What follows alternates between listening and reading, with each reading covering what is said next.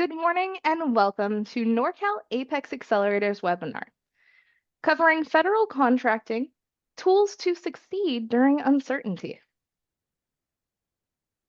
My name is Amanda Anderson. I'm the program coordinator for Norcal APEX Accelerator, and today's presentation is going to be presented by our fantastic procurement specialist, Mary Jo Juarez.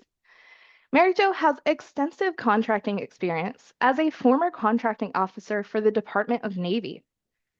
She also loves working with small businesses through her procurement specialist position, helping them connect with other resources and navigate the maze of regulations that are required in government contracting. She champions herself as a connector of small businesses to agencies and other prime contractors. So we're very excited to have her presenting the content today. But before I pass it over to Mary Jo, I do want to let you know a little bit about the APEX Accelerator program and how our program can help you with government contracting. So the APEX Accelerator program is a nationwide network of over 96 centers that are funded by state, federal, and local government grants to help your business contract with government agencies at all levels.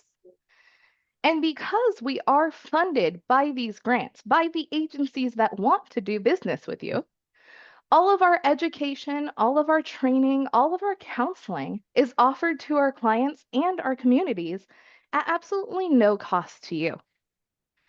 But what exactly does that government contracting assistance look like? What can you expect when you sign up for our services? Well, at NorCal Apex Accelerator, we're able to offer our services to the 15 Northern California counties that you see on your screen. And we offer our services through three main pillars of assistance.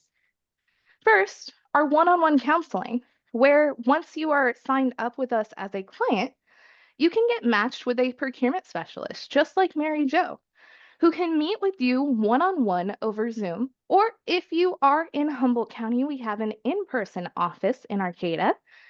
And your counselor can help you with anything related to government contracting, from helping you do that initial market research and figuring out what agencies you're going to target with your products or services, to helping you get all of your certifications and registrations in order. And our procurement specialists can even help you review solicitations and help you review the paperwork after you win your first proposal. Make sure all those T's are crossed and those I's are dotted. Another great benefit of becoming a client is our custom bid matching software, where you sit down with your procurement specialist one-on-one and determine what kind of criteria you're looking for in a good solicitation for your business. So maybe you can only perform your work in a certain geographic location. That location may be relevant, and you want to see that in the solicitations you're bidding on. Or perhaps you're looking at an innovative product. You're an innovative company and you have this new solution to a problem that you see in the contracting space. Your procurement specialist can help you fine-tune criteria that'll make sure the solicitations that you see are relevant to that innovation. And the best part is once you have that criteria determined, we put it into our system where software goes through and scrapes federal, state, and local procurement sites for solicitations that are relevant to you based on that criteria. And it'll email those solicitations directly to you. So you'll have opportunities in your inbox with just a little work in determining those criteria. It's a fantastic service that we're able to offer to our clients at absolutely no cost. And our final pillar of resources is one you're actually taking advantage of right now.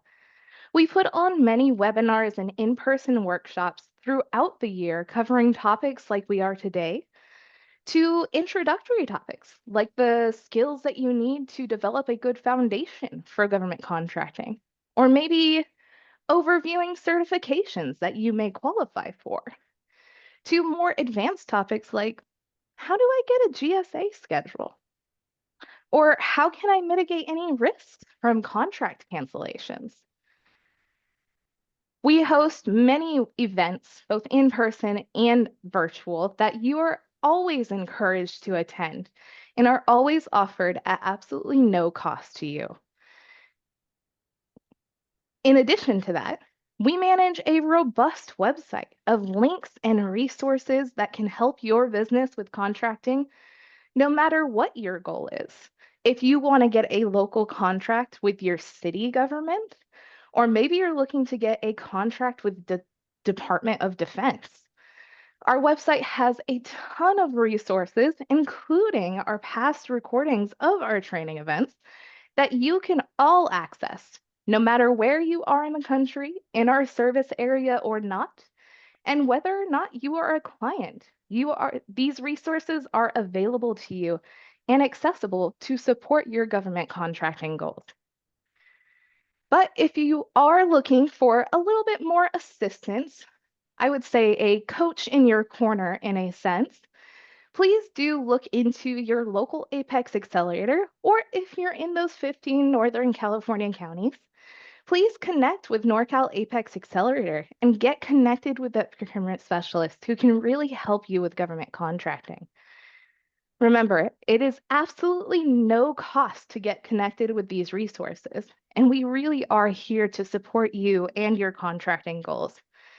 So there's nothing to lose. And with that, I'm going to go into the agenda for today. So first off, we're going to be covering just some of the federal government changes since 2025 began. And we're going to cover just very factually how these changes may impact your business. I do want to say, I know this is probably going to bring up a lot of questions, specifically about your business, your situation, and how these changes are going to affect your contracting strategy. While we would love to provide that information and really go into detail with you about that, unfortunately, to give good answers and good guidance, we would need to get into a lot of your personal and private business details, which we typically do in counseling. So we're going to go over these changes at a high level just to make you aware of them. We're not going to go into too much detail, and we're not going to be able to answer too many questions because we do need to get more details about your business to guide you correctly through it. But we wanted to start off with these changes to let you know that they're happening, they're coming, and there are even more coming down the line. But the second portion of this event, we're going to go over what you need to know to stay resilient and strategic when these changes come, including knowing if federal government contracting is right for you, knowing the risk versus the reward. We'll cover some tools to keep up with ongoing changes so that you are the first to know, and it's not your contracting officer that is telling you about these changes. And then we'll discuss uncertainty and how we would recommend navigating it, especially with Mary Jo's contracting officer experience. She's definitely aware of how frequent uncertainty can be and how she's seen other businesses and herself navigate that uncertainty in contracting. And then we'll round out today's event with some final advice and some Q&A as well. Before I pass it over, one final note, our training disclosure. As we are talking about changes and talking about uncertainty, please be aware that the information provided herein is accurate to the best of the presenter's ability at the time of this presentation. Some or all of the provisions mentioned herein could or may be changed by the current administration with or without notice. So with that, I'll go ahead and pass it off to Mary Jo. Okay, thank you so much, Amanda. I appreciate that, and I'm really excited to be here with all of you. I think it's really important you can go ahead and go to the next slide, Amanda.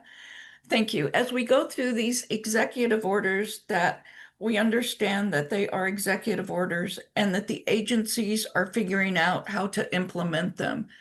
So in a lot of cases, we will have follow-on training once we get that information about how these changes are being implemented.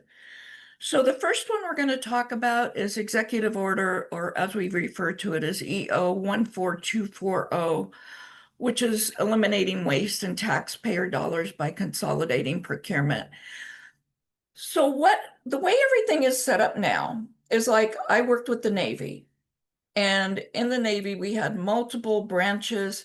And you even have under DoD, you have the Navy, you have the Air Force, you have the Marines, you have the Army, and then everybody has other branches underneath them. And each of us had our own contracting offices where we did our contracts. And we had warrants that were given to us by the government that said specifically what we could buy, whether it was construction or supplies or whatever, and the dollar limit that we had the training and the expertise to buy to. So what they're doing with this is they're going to centralize a lot of the purchasing of common goods and services under the General Services Administration, GSA, which is really what GSA was set up to do. So they become the executive agent for all government IT contracts. And next slide, please, Amanda. And are also going to become the agency for office supplies and facility maintenance. And that was supposed to happen within 60 days after this executive order went into place.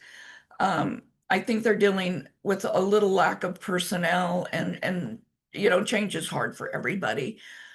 So that might not have happened yet. We really haven't heard. What they want to do is reduce the duplication, improve efficiency, and make it a better value for taxpayers. For small businesses, how this is going to impact you is it supposedly will be easier because there'll be one place you go where you can sell these services and goods, but you have to have a GSA contract in order to do that. And again, as Amanda mentioned early on, specifically, that is something that we can assist you with. Okay. Next slide, please. Okay. Restoring common sense to federal procurement, Executive Order 14275. This is called, basically nicknamed, the Revolutionary FAR Overhaul. And it involves deregulation of unnecessary words and regulations that are in the Federal Acquisition Regulation, which is the FAR. So I don't know if you all have seen the FAR, but this is the FAR, okay, in a book. And let me see if I can show you how little the words are in this. Okay, so when I came back from overseas and I was offered a job as a contracting officer, I had been working overseas in a remote location, and I had contracting officers that were working with me, and I was always really nice to them and got along with them and everything. But at the same time, I was always thinking, these people are walking around with these books and all these words, and they don't understand what I have to do for my job. And so when I was offered a position as a contracting officer, my first thought was, can I be that annoying? And I'm very proud to say I was able to do that. It is kind of like putting puzzles together, because, for instance, when I go to the FAR, I'm just going to flip this open here, and I read a statement, and it says the applicable SBA district director may waive the provisions in paragraph B1 requiring a participant. So then I have to go to find that part. And in one paragraph, I may have to have 4 or 5 places that I go here, and then tie it all back in and figure it out. Now, this is just the beginning. Okay. So I was working for DoD, And DOD had the DFARS, which is another book with yeah, about the same size of words. And the DFARS enhanced the FAR. And it went into further detail on how to accomplish things and what this really meant. And then I don't have a copy with me, but then I worked with the Navy and NAVFAC, and they had another one of these that further enhanced these two. So it was like a puzzle to pull it all together. Oh, and then there is case, case law, court cases that have been tested by these that you would need to go in and research to see how all of this was interpreted. So the purpose of this executive order is to basically take this down to the 8th grade level with only provisions that are required by statute. And we do have in this slide, in these slides, which you'll be receiving, we do have a link where you can go in and you can see what they're actively doing and take a look at it now. The biggest thing with this, as they're streamlining this, is to remember your rights and responsibilities. Understand your contract, because what is in your contract is what you need to do. And even though there may be another FAR clause or something that comes out, unless there's a modification to put it in your contract, you need to focus on your contract and accomplish what is in your contract. The only issue that the contracting groups that I talk with see with this, or one of the issues, is that as they eliminate a lot of the wording in these documents, in these regulations, it's going to be more difficult for both the contractors and the contracting officers, because the contracting officers are going to be directing you to do things, but your rights and responsibilities may not be called out as clear as they are currently. And again, that's something that as you encounter those situations in the future, that we'll be happy to help you with. We'll all be working through that. Okay, next slide, Amanda. Okay, so Executive Order 14271 is ensuring commercial cost-effective solutions in federal contracts. So basically, it's another part of streamlining, where they're going to prioritize using products that are commercially available and services that are commercially available over custom and non-commercial alternatives. And that's, again, another cost saving to make things in easier for everybody. Next slide, Amanda. Okay. Executive Order 14222. This is implementing the President's Department of Government Efficiency. And I'm sure you've all seen a lot about this. It's a transformation in federal spending on not only contracts, but grants and loans.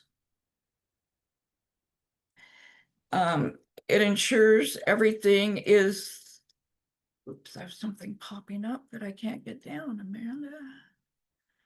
Get this down. Okay.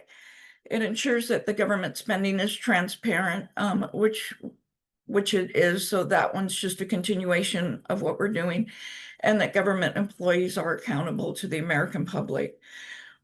Our purpose in bringing this one to you is just bring it to your attention, because what we're hearing and what we're finding is it's getting more and more difficult to talk to people who are in the government. In the past, you've always had like a gatekeeper who would be the small business deputy, which was a position I held, and I would talk with all the small businesses and then, kind of sort and funnel and get them to the contracting officers. Now, it's a little bit harder, but again, that's something that we can help you with. We have some connections and whatnot that are definitely still there and definitely still working with contractors. So again, something we can help you with. Okay, the next one. So there's one big change that's going to be impacting everybody. The dynamic small business search, which is historically the marketing tool that the government and prime contractors use to locate you, along with the System for Award Management, SAM. SAM is still SAM. No, we'll cover that in just a minute. But the dynamic small business search has been replaced by the small business search. This is a very new change that we found out about this week. And there is actually a help guide that is available for you also. So we've got both links here for you. I've gone into the new small business search, and it's really easy to pull up companies, and it comes up really quick. I'm still working, as all of us are, on getting to transfer the dynamic small business search into the system. But if you're new and you need to enter this system, we can help you with that. It's an ongoing process that we'll be happy to help you with. I do want to talk to you for a moment about SAM. There has been one change with SAM, nothing to do with the system. The SAM system is as it is. But there was a decision made that you must be in SAM when you submit an offer to the government and when that offer is awarded. But you don't need to be in SAM in between. Okay. It used to be that you needed to be in SAM when the offer was awarded only. Now, here's the problem and the solution for you. You know when you're submitting an offer. That is a known fact, and you can control that. Nobody knows when the government's going to make an award. It could be right here next to when that offer came in, or it could be over here out in the future. And I can tell you from my experience as a contracting officer, due to a number of factors, whether the right type of money was available, how quickly the technical people were able to get through an evaluation, I didn't always know until I went in the morning, and someone would say, Mary Jo, you need to make this award today. Or for some critical reason, whether it was national security, a congressman wanting it, whatever, I would find out that morning that I needed to make that award. So you can control this part of it when you submit the offer. My suggestion, or our suggestion as an APEX, would just be stay current and SAM all the time, because you don't know when this other side's going to happen. And it's just easier if you do that. And if you have trouble when you're doing your renewal, please let us know and we'll be happy to guide you through that. Problems crop up occasionally with SAM, as with any system, but we're pretty much aware of what's going on because we connect with other APEXs and among ourselves and stay current with what's going on in SAM, so we can help you through any difficulty that you might encounter. Okay, next slide, please. So, is federal contracting worthwhile for your business? Next slide. And before we actually go into that, I would love to take a moment and say, again, thank you all so much. That was a high-level overview of these changes, and it's not the only resources we're able to offer you for that. Because to be quite honest, just going over those changes could be a 2-hour webinar itself. Yes. But to help get more resources and more information to businesses just like you, we are working on our next newsletter article, our expert advice article, where Mary Jo is going to be doing a roundup of federal changes and providing resources and information about those for you to explore on your own time and possibly bring to your counselor to start strategizing around it. So I wanted to take a moment to let you all know you can get more information about those changes. It will be coming out in our upcoming September monthly newsletter. And if you are interested in signing up for that newsletter, I will go ahead and put our webpage where you can do so in chat. And now we'll go ahead and pass it back to Mary Jo. Okay, thank you, Amanda. Mhm. Okay, so risk versus reward. The federal government is still spending all kinds of money every month. That has not changed. What has changed is maybe looking at your approach to it, or maybe even your approach to it and where the dollars are going. Um, the benefits to your business are basically the same as they've always been. It's good pay, flexibility. It's a potential for you to grow. There are set aside programs, and it's an additional stream of income. Um, I think with the federal government, you have the mentor protege programs, and we've done classes on that. We've covered that in the newsletter, and I'm sure that we can pull that back out, or if you go on our website, you'll be able to find that there's multiple mentor protege programs. Um, you can be a subcontractor, you can be a prime contractor, you can partner, you can joint venture, you can team, and there are benefits and risks to each of those. And I know we've done training on the majority of those, but again, talking to your counselor would be good. The risks are still basically the same also. Red tape, yeah, red tape. Okay. When you're doing your proposal, just do exactly as they say in the RFP, follow that request for proposal, and you'll be okay. And although we don't write proposals for you, we're happy to review them. And we're happy to let you know if we see any risk or if we see something that you're missing, that you're interpreting wrong, that type of thing. With the federal government, there is a need for compliance with regulations at this point that has not changed. And again, as Amanda mentioned, those executive orders that we talked about, we don't know the implications and how the agencies are going to work with them just yet, but we're watching for that.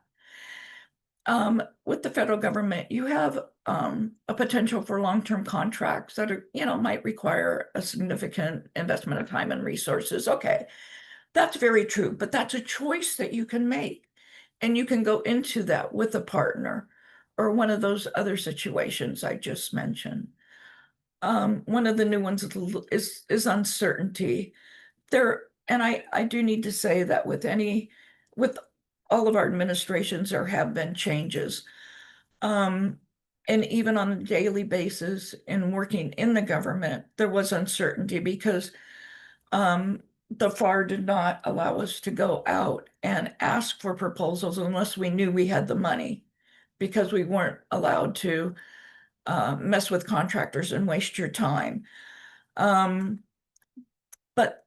things could happen to where even though we were asking you for a proposal, the scope might change, and we would have to ask you for another proposal, that type of thing. So uncertainty is almost a way of life. And one compliance issue that I would like to bring up that is becoming extremely important is the cybersecurity, the CMMC. And we do have an expert, I believe, Amanda, that works with us. Yeah. Yes, we have two counselors who can help with CMMC compliance, and we will also be doing a CMMC Level 1 workshop in November. I'll drop that link in chat. Okay, thank you.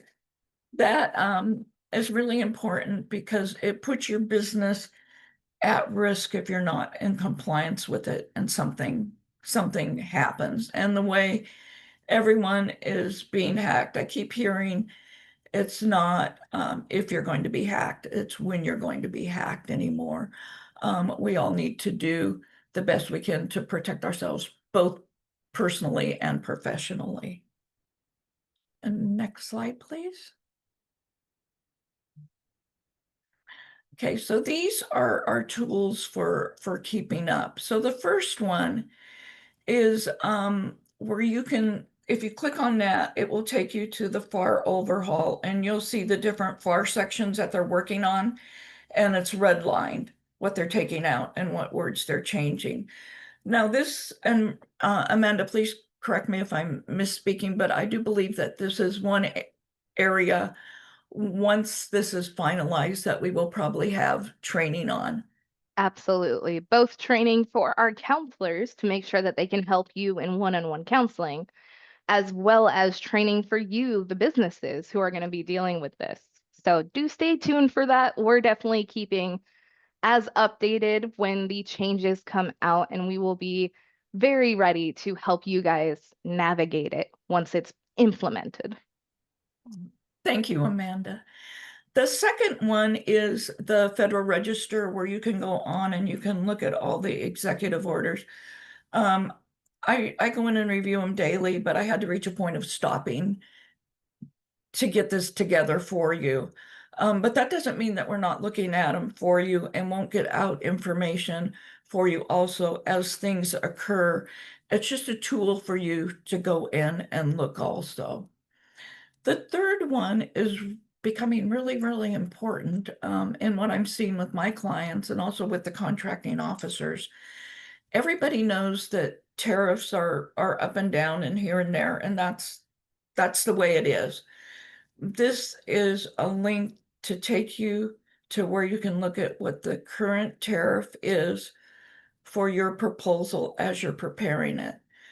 Because you may run into a situation where if you don't include cost for a tariff on your steel or whatever it is that you have, that further down the line, the contracting officer may not allow you to include a tariff if you didn't start out with one.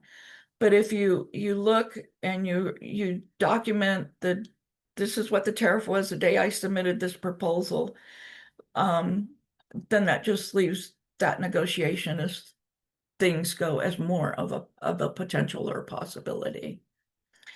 And then, of course, the last one is where you can find your local APEX Accelerator. And we're all pretty knowledgeable and we're all excited and love helping small businesses. Okay, next slide, please. Okay, how to navigate uncertainty. So usually when I do these webinars, I like to leave you with a couple words to walk away from and have. And if nothing else, just remembering these words will help you. So for today, it's actually more than a couple words. The first one is focus, and the second one is ask for help. So all of these tools here, building resilience for surprises, training employees and teams not to freeze. That one's pretty important these days. Strengthening your change muscles, expecting to be uncomfortable. That's a period of greatest growth, and I'll share a story with you in just a minute about that. But focusing your team and your employees on medium-sized goals instead of huge goals, it's just that will challenge them to move forward. Customizing the calm. Okay, focus. There's going to be a lot of noise going on around you, but remember what your goal is, your goal for your business is, or your goals for your business are, and focus on that. And the noise is going to continue. It's a noisy world out there, especially with the AI becoming such a part of our lives. There's so many things that are so new, and we think we need to learn about all of it all at once, and we're humans, and that just doesn't happen. It takes some time to build up and learn to work with it. Next slide, please. I think the top two are really important, communicating to your team members that you're all in it together, and especially saying something before the silence does. That's really, really important, because if you don't, as a leader in your business, if you don't talk about what's going on and say something, then I know when I was employee, I would make up my own mind about what was going on and why nobody was talking to me. And it was really hard to get that out of my mind and get to the reality in there as much as I wanted to. Staying grounded, prioritizing tasks, again, that emphasizes focus. Identifying coping strategies. There are classes, there are coaches where you can gain those coping strategies if you need them. Your task might be changing daily, so adapting and being flexible and letting go of perfectionism. That's a really easy thing to say and a really, really hard thing to do. I know I struggle with that. Yeah, I do horribly. So let me just go off on a little tangent here. When I was a contracting officer, I was working 2 weeks in the field and 2 weeks back in the office, and it was all on the same project. So in the field was out at the end of the Aleutian chain. Okay, that we were turning an island back over to the native people that it originally belonged to. It had been a naval base, and it was actually called Birthplace of the Winds. There were contractors and five of us in the military and a couple civilians who were doing the compliance and changing, modifying contracts and that type of thing. Everything had to be flown in or come by boat. That included personnel, replacement equipment, food, medical supplies, everything. And this was years ago, so the cell phones that we have now and some of the communication that we have now were not available then. So one day, on a perfectly, you get up in the morning and you think, oh, this is going to be a lovely day. The runway lights went out. And in order for a plane to land there, and the airline that was doing this had bush pilots, so they were pretty sophisticated, but they had to come over. There was like this cloud over this island almost all the time. If we got a sunny day, it was called Sunshine Liberty, and everybody would go outside, but it was pretty cloudy, pretty windy. So the plane would have to come in over the ocean, cross a road, get across a road, hit the runway, land on the runway, and then stop before it hit a mountain. Okay, so the runway lights are out. And then later that day, one of the contractors had a heart attack. Okay, so I remember thinking, this is the biggest problem I'm going to have to deal with in my professional career. What do I do? Somebody's life is at stake here, and it's going to be everybody's lives at some point if we can't get this fixed. So the group got together and we found, because the military had left and left everything in place and we were cleaning it up and all of that. We found different types of lanterns. I can't even tell you what they were, but they were big things that the military had left. And people volunteered to stand alongside the runway. The plane came in, landed, the runway lights were fixed. Well, the aircraft was refueled, and the individual was loaded on the plane and then sent out. And I remember we were just also happy that we were able to do that, because nothing matters more than saving somebody's life, including your own, had that gone on for any time. Well, a matter of weeks later, that airline went bankrupt. And then I had all these, I had people out there. I had no food coming in. I had no equipment going in. I had no people rotating off as they needed to, on their rotation. I had no medical supplies. I, again, was stuck with, what do you do in an emergency? Thank God we had runway lights if that happened at the appropriate time.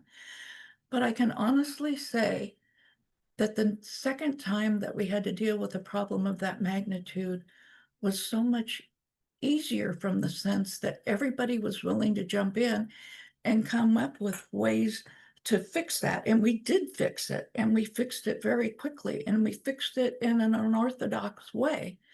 And we did it with the support of our legal at the Navy and our command, because we needed to do that. But had we not had that first experience, it would have been a mind breaker.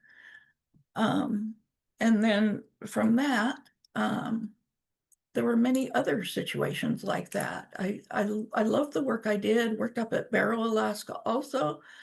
One day the ice came in and let 63 polar bears off in the town, and then the ice went out before the polar bears got back on it. So how do you run a crew? How do you keep, you're trying to save the taxpayer money by keeping the crews moving, but how do you do that when you've got polar bears all over the place? The people in Barrow lived with that and they knew what to do. But us Navy people, that wasn't, that wasn't in our mindset. But we got there. We figured it out. We figured out how to keep everybody safe. We lost nobody. I think the natives only lost one bear, and all the rest of the bears, when the ice came in, they went back out again. Of course, in the meantime, all the scientists showed up because that was called a scientific phenomena at that particular time. But again, it's just, and Amanda, I don't even know how to say it correctly, but it's just that doing one thing that's really hard and doing another thing that's really hard. And I guess what I want to say to you is this might seem like a difficult time, but we will get through it. Absolutely. And getting through it, even the small challenges, helps increase that capacity, that threshold to handle these things, and it increases the trust in yourself. And the more, as a leader, the more you're able to handle that, the more you're able to stay calm, stay strategic, the more trust that your employees, your team will have in you and your leadership as well. Okay. And then I think the only ones who didn't appreciate my experiences were my children, because I was like, you think that's a problem? Let me tell you about a real problem. Um, but anyway, let's go on to the next one with the final advice. Diversify. Okay, there is so many ways that you can diversify, and I think that's advice that we offer on a regular, consistent basis. Because a lot of times, if you have projects in the private sector, the government might be going bad, and when the government's doing good, the private sector might be going bad. So there's a lot of ways you can diversify. You can go to the state, you can go to the county, you can do the feds, you can, as I mentioned before, you can subcontract, you can be a prime. You don't have to be one or the other. You can be both. You can be growing your business by being a subcontractor on bigger projects while you're on a prime on the smaller projects. You can team, you can, everything that I really mentioned before. Again, right now, it's critical that you read the request for proposal, including the FAR clauses that are in there. If you have any questions, send it over to us so we can research it for you, so that we can go in and look at those FAR clauses and we can help you understand what they say, where your rights are, where your risks are, where your responsibilities are. And then when you're awarded the contract, do the same thing. This is so old school, but believe me, it actually works. If you get a contract, or when you get a contract, not if, but when you get a contract, print out your FAR clauses and have a hard copy in your office. And as you get a modification, um, insert and do whatever. That way everybody can look at it. I know everything's done electronically right now, but sometimes the only way that when I had employees underneath me, the only way sometimes I could get them to really understand was actually to have a hard copy, in addition to everything online.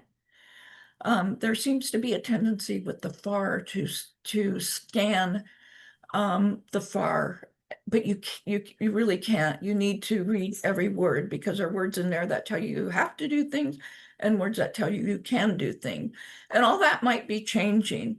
But for right now, you need to read that contract entirely. You need to come to us if you need help with those FAR clauses. You're going to need to become as familiar with your contract as your contracting officer. And the only reason that I'm saying that is because with the situation going on with federal employees, there may be fewer people. and they may be less experienced. And so for you to know your contract and be able to discuss that with your contracting officer is if a problem arises is going to be your benefit. Because I know when I was a contracting officer, just in talking to contractors, I benefited from seeing their point of view. And sometimes it might actually send me to a different, section in the book. Um, so that's really important. Monitor your costs for modifications. I see a lot with clients where the government will ask them to do a little something else and a little something else and a little something else, and suddenly it's a big something else and it's money. So, be aware of what you're being asked to do. If you make a decision to do a little something else, that's fine. That's your business decision. That's up to you. But monitor what you're doing. And when you get a modification from the government, make sure that it's not going to cost you more money. And that would be an excellent time to go in with your modifications in case there is an increase or a decrease in the tariffs. I can guarantee you, if there is a decrease, the government's going to ask you for a decrease in funding in your contract, but they may not ask you for an increase. You to provide an increase if there is an increase, because we're not allowed to do that. Train your employees on contract requirements, and again, ask for our help. And Amanda, anything else you can think of to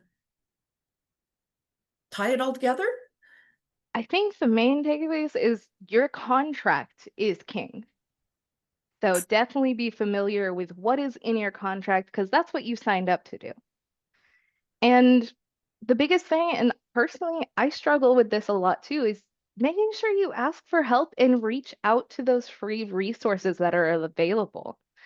The Apex Accelerator centers really do focus on procurement, but if you're having any other business issues, like maybe you need more capital to operate, or maybe you want to rework your systems, the Small Business Development Center, another nonprofit similar to us, they're able to help with almost all business concepts, from helping you set up an HR system and accounting to helping you with marketing and all of that. There are so many different resources out there to support you and your small business. So I feel like that would be a great place to start. And a big thing that I kind of champion is we really are a coach in your corner, in a sense. We are here for you when you need us. When you come on to our services as a client, the appointment scheduling is on your timeline. It's when you need help, whether that's weekly meetings in the very beginning to set up your marketing strategy and help fine tune what agencies you're going to be connecting with, to maybe later on, once you're bidding on solicitations and you need help, maybe once a month, maybe once every couple of months, once you really get that foundational knowledge to really foster that success in government contracting. It's kind of funny because it's the tutoring conundrum. If you're a really good tutor in college, you'll work yourself out of a job because we don't offer just information. We don't offer just counseling. We're here to help you become skilled and confident in government contracting.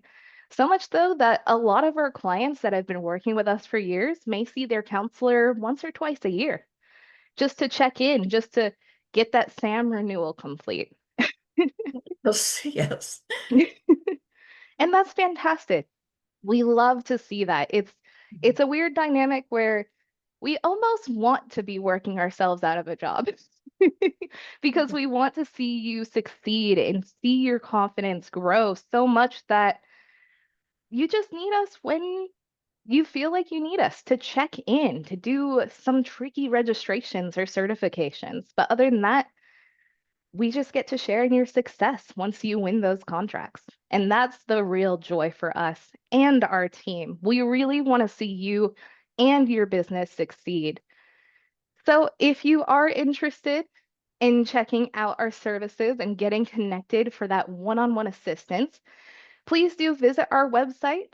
And if you are not within our service area, please do remember we're a nationwide network of centers.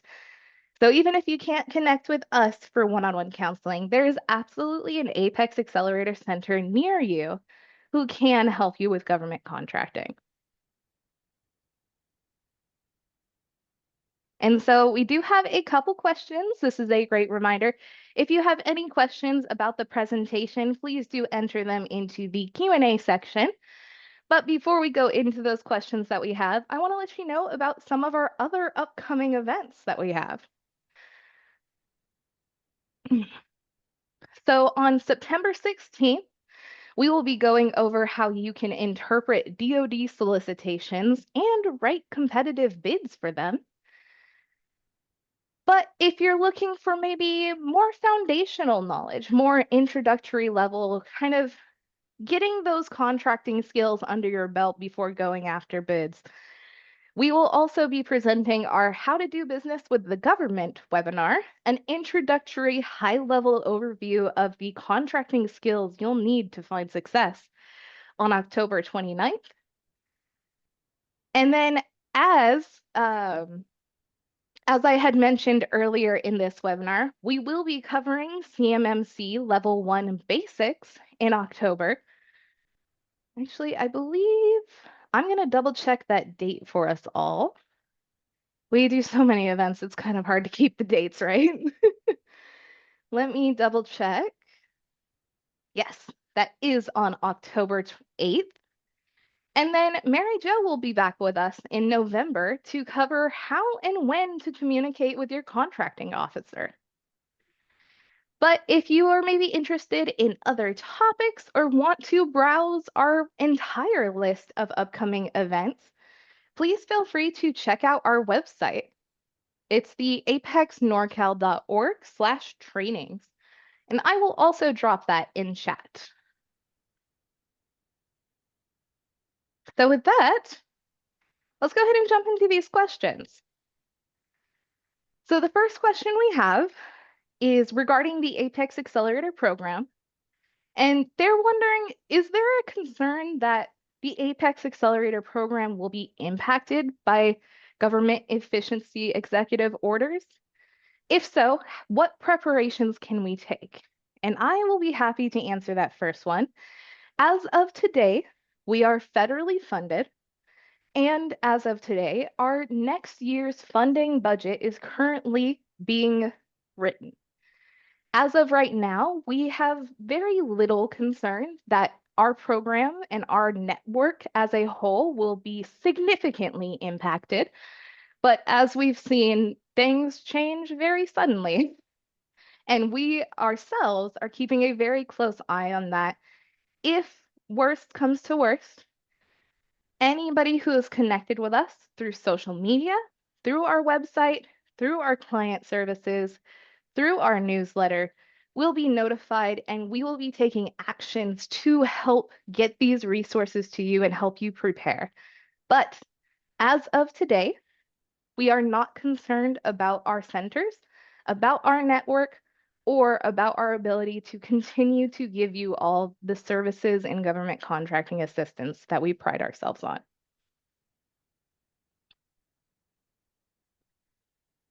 And then someone else was wondering, when reviewing the proposals with a counselor, is there a possibility to do a role-playing pitch to kind of practice if you're pitching to the contracting officers? Absolutely. I do a lot of role playing with my clients, even as far as the elevator speeches and that type of thing. Definitely. And if you are able to get in front of a contracting officer, there's a different way to talk to them versus, or technical people. You have to know who your audience is first, whether it's technical people, small business, specialist, or the contracting officer. But there are different ways to talk, and we do role play, yes. Absolutely. It's funny because sometimes when we're planning these webinars, I'll do a like, hey, do a little business pitch for this event. Yes, yes. It's all about the practice, especially with those business pitches. Yeah. And Amanda, there was one question in the chat that said, Mhm. can we take your training even if we are not in your region? It looks like a couple people might want to know that answer. Yes. So the answer is unequivocally absolutely yes. You are always welcome to join our webinars and our in-person events, regardless of if you're in our service area or not. Although I will say the in-person events may be a bit hard to get to if you're not in our service area. But you're always welcome to join our webinars and our virtual trainings. You're also welcome to check out the pre-recorded or the recordings of our trainings that we post on our website afterwards. We really do build our website out to be that government contracting resource, regardless of where you are in the US. So I will drop that link just to make sure you all have it. Um, but yeah, absolutely feel free to check out our website, check out our resources, and please do register for any trainings that are coming up that you think would be beneficial for your business. We are always happy to help.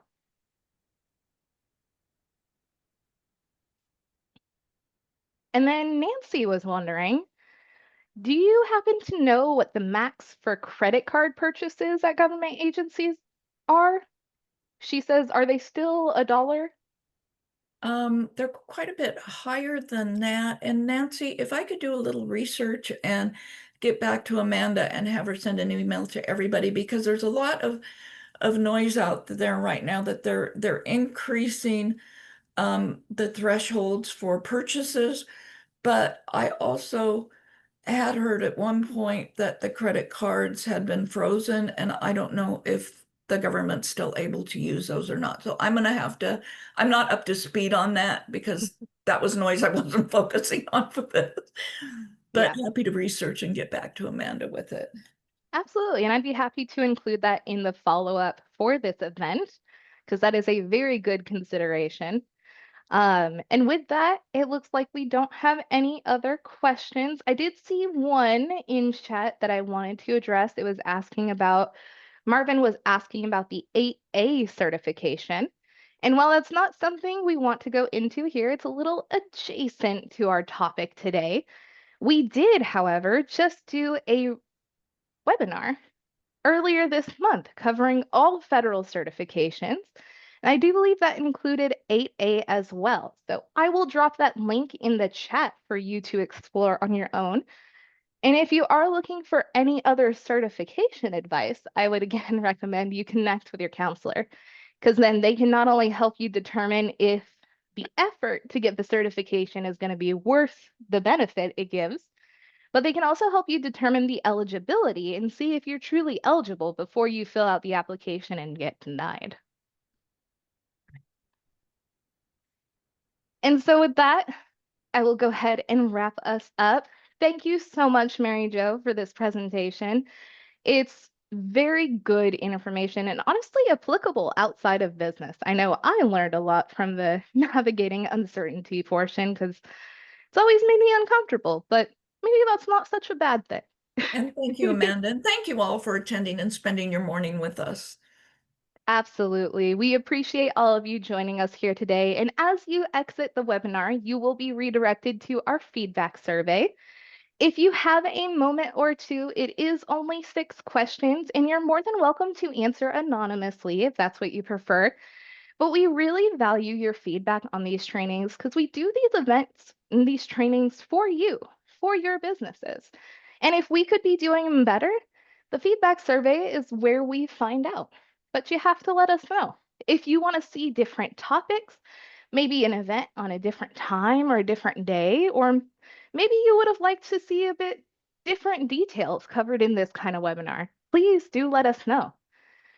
On that flip side, if you think this was a fantastic event, we would love to hear that as well. We'd love to hear what you liked about it so that we can see if we can work that into other trainings that we do and improve those trainings better for you and your businesses. So your feedback is truly invaluable to us. If you do have a moment to fill that out, we would always appreciate it. And with that, I'd like to issue one final thank you. It was fantastic having all of you here, and I loved all of the action in chat and in the Q&A. Thank you all so much for joining us this morning. And with that, I hope you all have a fantastic rest of your day. Thank you, Amanda. Thank you, everybody. Bye, everyone. Bye.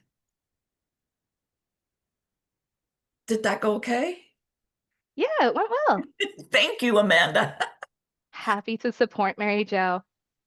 I hope you have a great rest of your day. Thank you. You too. Okay. Bye-bye. Bye.